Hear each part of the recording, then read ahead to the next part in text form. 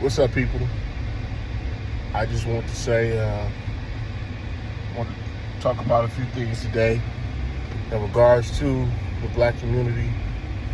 One thing I was thinking about is a lot of our kids, because I'm in administration, a lot of our kids don't have a lot of positive role models in their lives in the black and brown community. And I feel like they don't get a lot of reassurance in themselves because they don't see a lot of positive role models to give them that confidence in themselves that's older that they can relate to. And I think having more black administrators and teachers is important.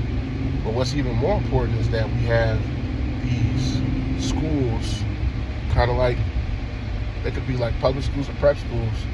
But I feel like if these schools were actually historically black elementaries, historically black middle school, historically black high school, will create a pipeline from these schools to historically black colleges.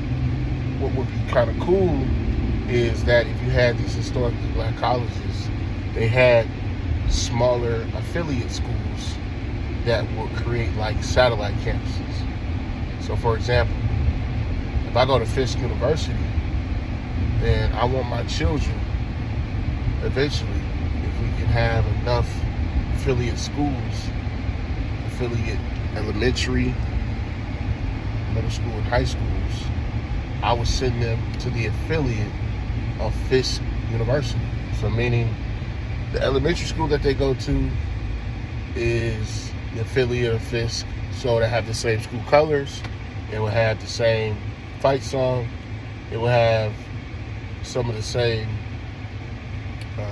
key learning objectives as it relates to being in that specific grade, but you will always have that self-identity of our history. I like to just say it, our history. You know, they always kind of otherize us by saying black history. You know, it'll be our history. We will learn everything as it relates to, you know, our community. But as we will move up, our kids will go not only to the Fisk Elementary, but to Fisk Middle School.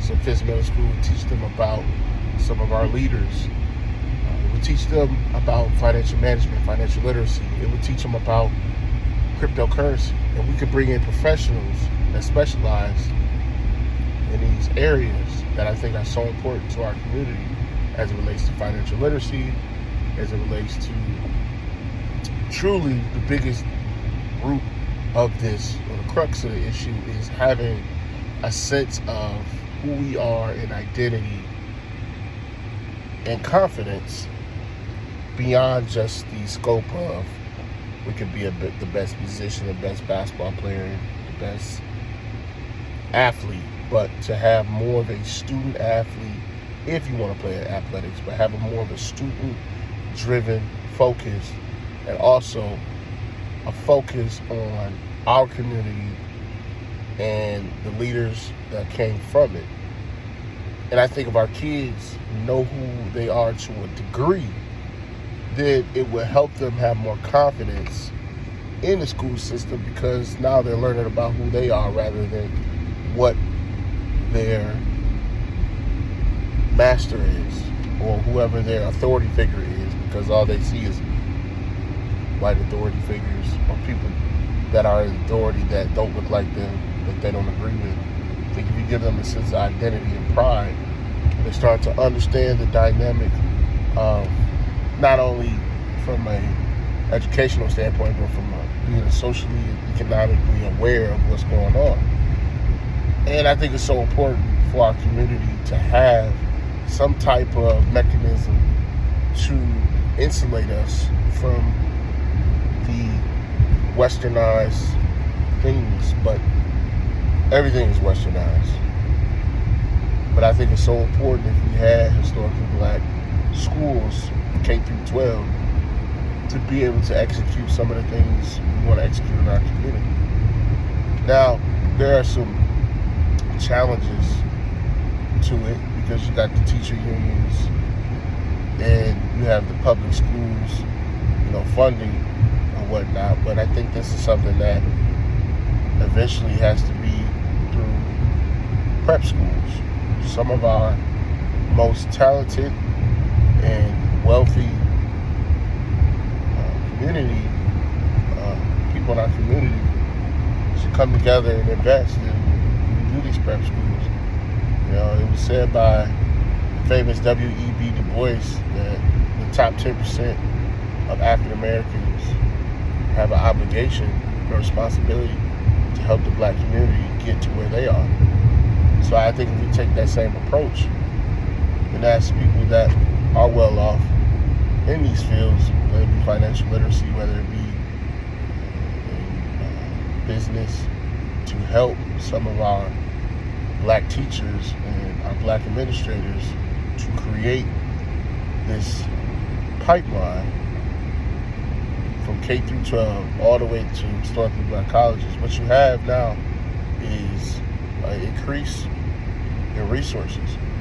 Now our kids are going to Fisk University and have a pride about historically black colleges. And now it's not such news to hear that one of the best and brightest are not only going to college in our community, but they're going to a historically black college.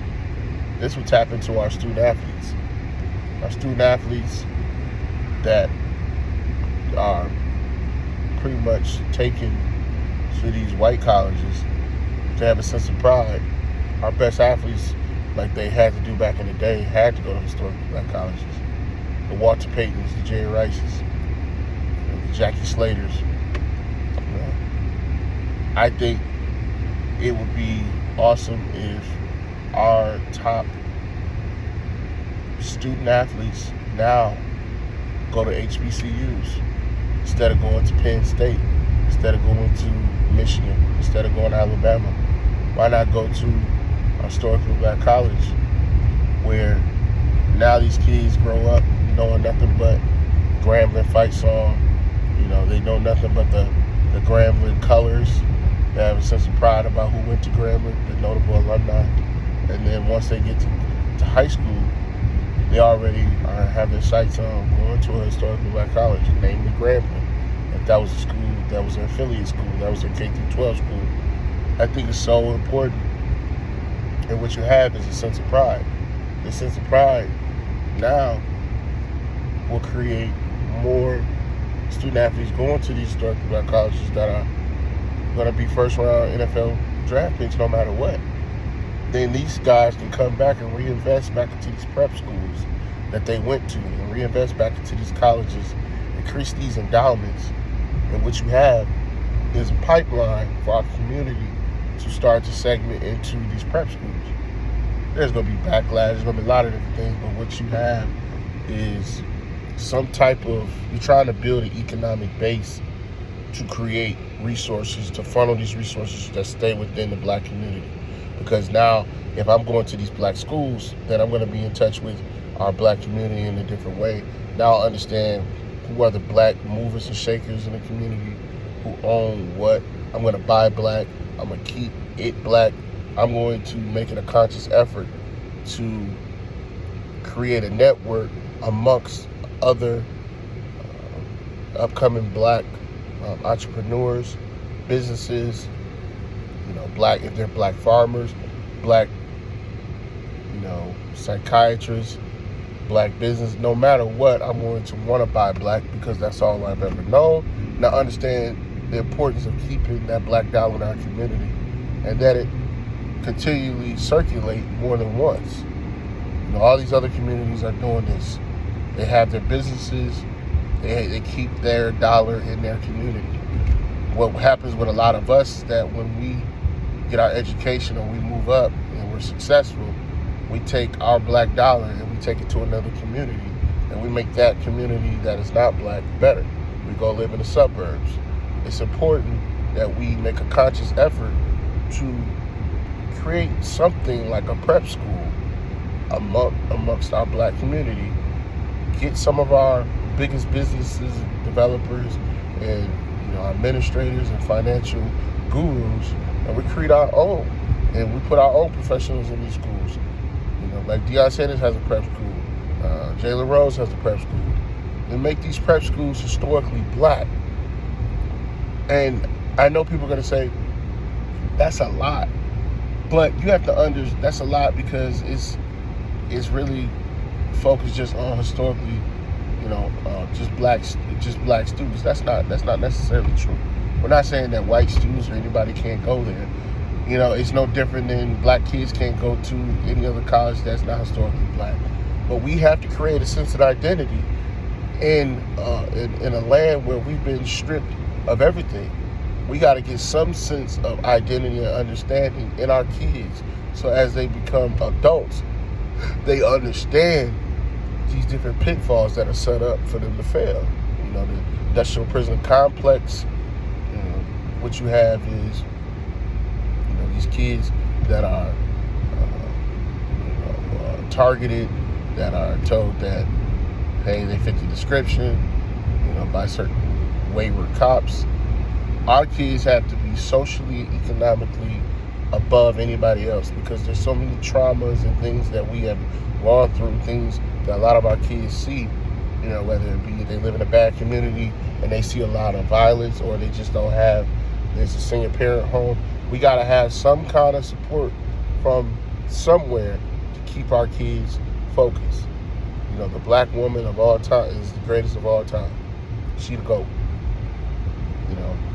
And we got to make sure if we don't have that father figure there, let the school have father figures there. Let the coaches be father figures.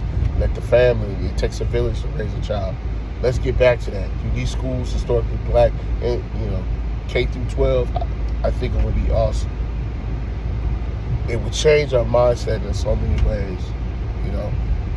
My last point is, with this sense of identity, our kids will understand the importance of buying black. I see so many entertainers buy Gucci, Versace, all of these different, non-black clothing lines. And I'm like, I get that they're, they say they're nicer material and that they're more expensive and that it's a symbol, a status symbol. That's exactly what it is. But why not? Don't you understand that you are, as a black person, you are what a lot of people imitate.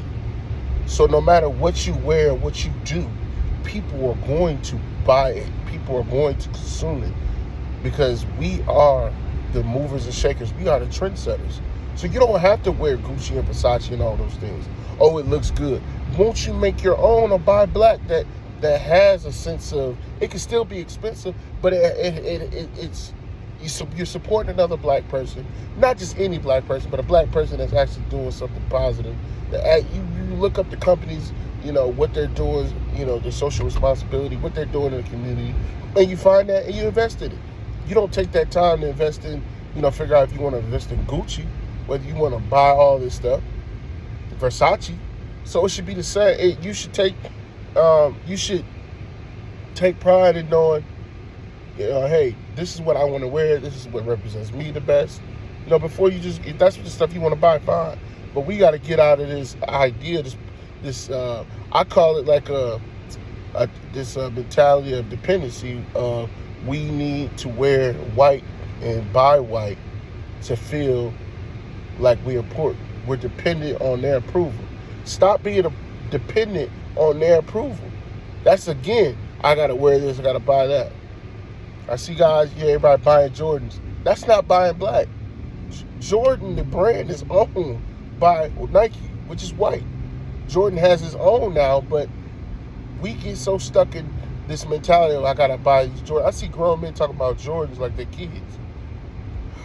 Not saying there's nothing wrong with Jordans, but what I'm saying is we got to get out of this mentality of showing what we're worth. Dress nice. There's nothing wrong with that. But understand that we got to have wealth, and we got to show our wealth in other ways.